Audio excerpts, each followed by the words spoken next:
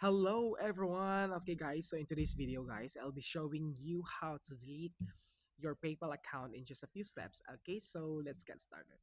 So what we're gonna do guys is of course we need to go to our PayPal website, okay?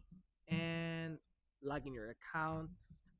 So after you log in your account guys, so just need to look for the gear icon. So this one guys.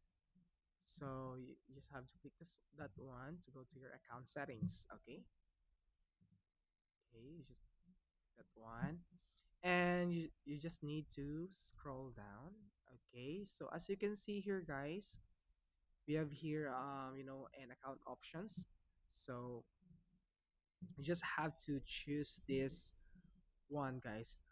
The last option at the bottom, guys.